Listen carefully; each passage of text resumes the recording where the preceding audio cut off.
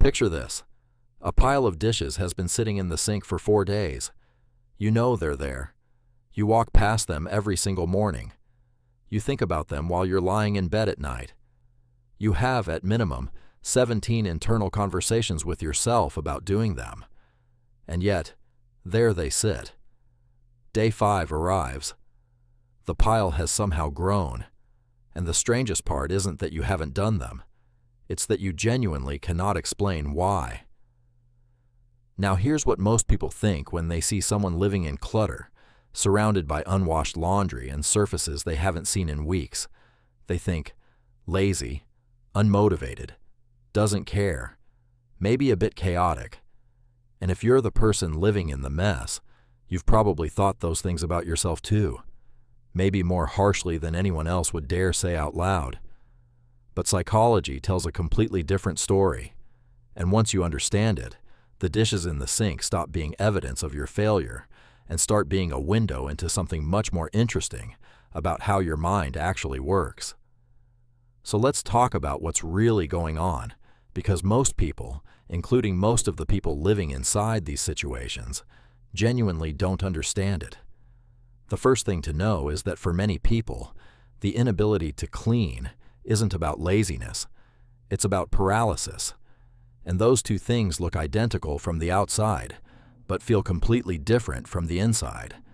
Laziness implies indifference, that you don't care. Paralysis means you care enormously, perhaps too much, and that caring has somehow looped back on itself and become the very thing stopping you. This is the cruel irony that psychologists who study executive dysfunction will recognize immediately. The more aware you become of the mess, the harder it becomes to start cleaning it. Here's why that happens. The brain's prefrontal cortex, the part responsible for planning, initiating, and sequencing tasks, doesn't just need you to want to clean. It needs to be able to break the task into manageable steps, assign an order to those steps, and generate enough activation energy to start the first one. For most people, that process runs invisibly in the background. But for people with depression, anxiety, ADHD, trauma histories, or even chronic stress, that system doesn't fire the way it should. The task of cleaning the kitchen doesn't look like a single simple action. It looks like an enormous, tangled mass of subtasks with no clear beginning and no guaranteed end. And when the brain can't locate a clean entry point, it does what any overwhelmed system does. It stalls. Think of it like a computer with too many programs open at once. The processing power is there. The capability is there. But the system is overloaded, and the spinning wheel just keeps spinning. The problem isn't that the computer is broken. The problem is that it's trying to run too much at once with insufficient resources. And this is where depression enters the conversation in a way most people don't appreciate. Depression isn't primarily a mood disorder, as much as it can look like one from the outside.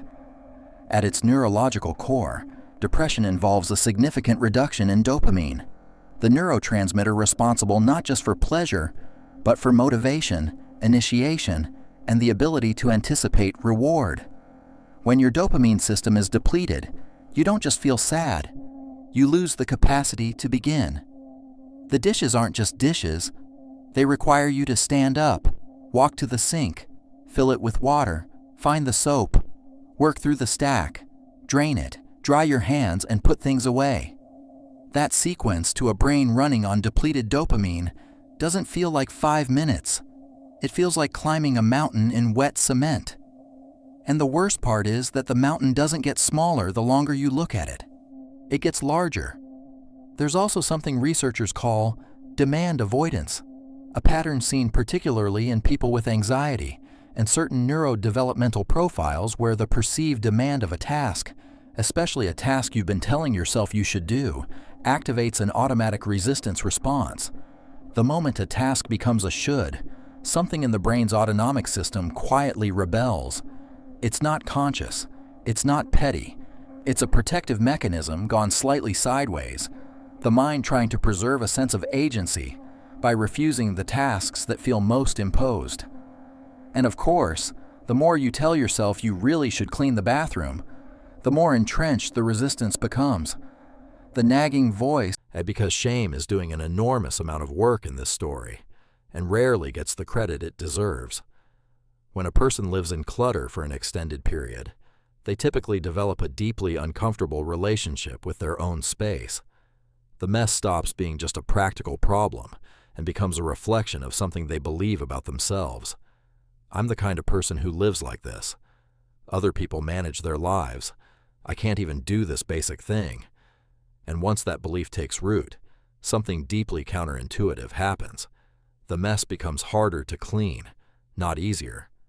Because cleaning it would require sitting with all of that shame, acknowledging it, moving through it. And for many people, that emotional labor is more daunting than the physical task itself. The dishes are manageable. The feelings the dishes have accumulated over 4 days of self-judgment, those are much harder to touch. Psychologist Brené Brown's research on shame tells us that shame thrives in silence and secrecy. It grows in the dark.